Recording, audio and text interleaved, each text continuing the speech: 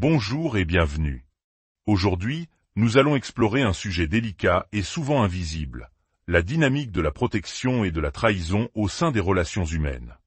J'écoutais récemment l'histoire d'une femme engagée dans une relation avec un homme qu'elle soupçonnait d'être narcissique. Pendant longtemps, elle n'en était pas sûre. Peut-être était-il simplement très occupé, ambitieux, ou tout simplement pas du genre à exprimer ses émotions. Elle savait qu'il avait grandi avec un père froid et distant, et une mère réduite au silence. Pour elle, le problème fondamental était que son partenaire de longue date n'était jamais son défenseur, jamais son allié. Le sentiment profond de ne pas être en sécurité avec lui ne venait pas de menaces directes, mais de la certitude qu'elle n'était jamais protégée par lui. Par exemple, lorsque quelqu'un la traitait mal, que ce soit un artisan travaillant à la maison ou une autre personne, son mari ne cherchait jamais à écouter sa version des faits, à la soutenir. Pire encore, la plupart du temps, il semblait prendre le parti de l'autre. Il lui disait des choses comme « Allons, ils savent de quoi ils parlent » ou « Ne sois pas si exigeante » ou encore « Peut-être qu'ils ont raison et que c'est toi qui ne comprends rien ». Pour elle, la question n'était pas de savoir qui avait raison ou tort. C'était le sentiment dévastateur qu'après avoir été traité avec un manque de respect, son propre partenaire, l'homme de sa vie, non seulement n'intervenait pas pour la défendre, mais prenait systématiquement le parti de l'autre. Il ne se demandait même pas pourquoi on lui avait haussé le ton. Ce qui rendait la situation encore plus douloureuse, c'est qu'elle savait que si lui-même avait été traité de cette manière, il serait entré dans une colère noire. Il aurait hurlé, demandé à parler à un superviseur et menacé de poursuites judiciaires. En réalité, ces réactions explosives étaient l'une des raisons pour lesquelles elle avait pris sur elle de gérer toutes ces situations à la maison. Cette dynamique, ce manque de protection, est une constante dans chaque relation narcissique. Nous nous concentrons souvent sur les aspects les plus visibles, la manipulation, le gaslighting, les mensonges, la rage, l'agressivité passive, le traitement silencieux, le sentiment que tout leur est dû, le manque d'empathie. Mais en faisant cela, nous perdons de vue la trahison ultime, celle qui se produit en permanence. Les personnes narcissiques ne protègent pas les gens qui partagent leur vie. Qu'est-ce que cela signifie, être protégé? Il ne s'agit pas d'avoir un garde du corps. Il s'agit d'avoir à ses côtés une personne qui ne nie pas votre réalité. Une personne qui ne prend pas automatiquement le point de vue de l'autre en supposant que vous avez tort.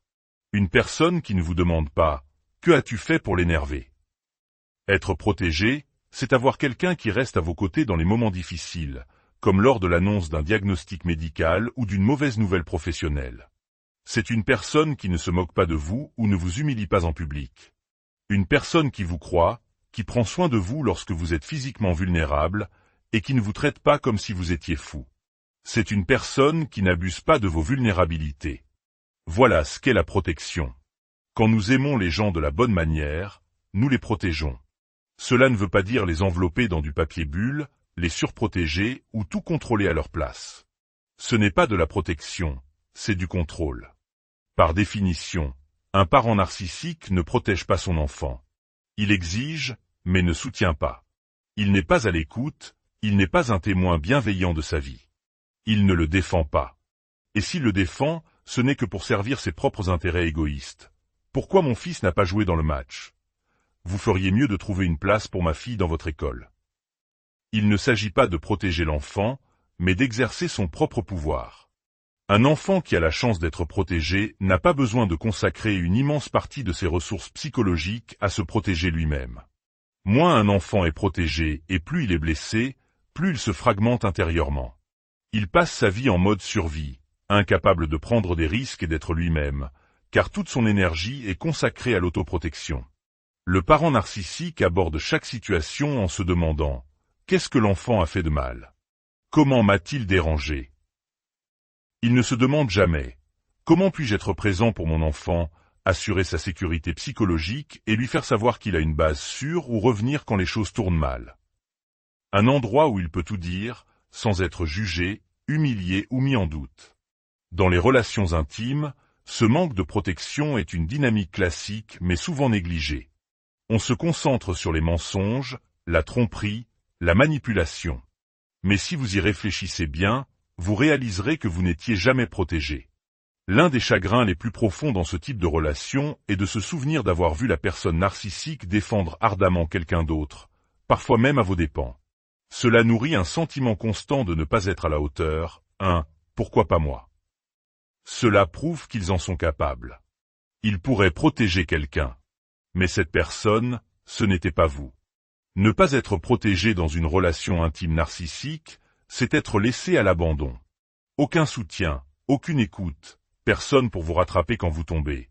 Même si, souvent, c'est eux qui vous ont fait tomber. C'est être mis dans une position financière périlleuse.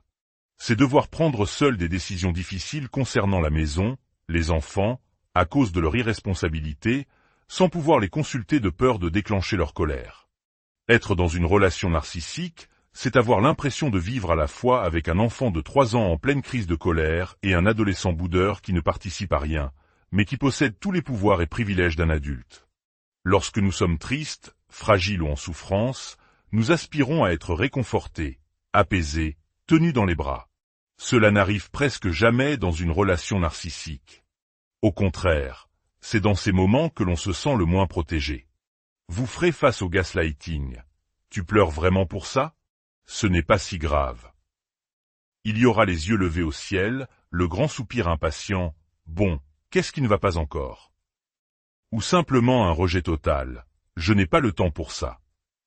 Tout cela est froid, invalidant, et au fond, cela signifie une chose, il ne vous protège pas. Vous n'êtes pas en sécurité. Vous vous fragmentez pour vous sentir en sécurité, et vous vivez une vie restreinte et anxieuse. Quand on pense à la violence relationnelle, on pense souvent à ce que quelqu'un fait à un autre. Crier, frapper, mentir, insulter. Mais bien souvent, les choses les plus destructrices sont celles que quelqu'un ne fait pas. Nous ne sommes pas protégés, et nous ne le réalisons même pas. Le monde extérieur non plus. Si quelqu'un vous pousse ou vous crie dessus, les autres peuvent comprendre que c'est un problème. Mais si vous n'êtes pas protégé, la réaction est souvent « Tu es un adulte, tu peux te protéger toi-même ». La question n'est pas de savoir si vous en êtes capable. La question est que dans une relation saine, la sécurité psychologique naît de l'idée que l'autre personne est là pour vous, qu'elle fait équipe avec vous. Tout comme l'enfant qui se sent protégé prendra plus de risques et développera sa véritable personnalité, la même chose se produit dans les relations adultes. Quand on se sent protégé, on ose davantage. On se fait confiance, car on sait qu'on a un port d'attache sûr. Et par-dessus tout, on ne se sent pas fou. Le mal causé par les relations narcissiques ne vient pas seulement de ce qui s'est produit, mais aussi et surtout, de ce qui ne s'est pas produit. Quand une personne subit un traumatisme, les dégâts proviennent à la fois de l'événement lui-même et de la réponse qu'elle reçoit par la suite. Si, après avoir été blessé, vous n'avez personne à qui en parler en toute sécurité, personne qui vous croira, prendra soin de vous ou vous défendra, l'impact du traumatisme est considérablement aggravé. La fragmentation se produit à l'intérieur. Au lieu de réaliser que les gens autour de lui ne le protègent pas, l'enfant, et bien des adultes, en vient à ressentir « je suis mauvais ». Je ne mérite pas d'être protégé. Le psychisme et le système nerveux s'organisent alors d'une manière qui vous laissera à jamais réagir au monde comme s'il était un endroit dangereux. La blessure des relations narcissiques n'est pas seulement ce qui a été fait, mais ce qui a manqué. C'est cette absence qui laisse la cicatrice la plus profonde. Reconnaître cette absence de protection, c'est le premier pas pour se reconstruire et retrouver le chemin vers sa propre sécurité.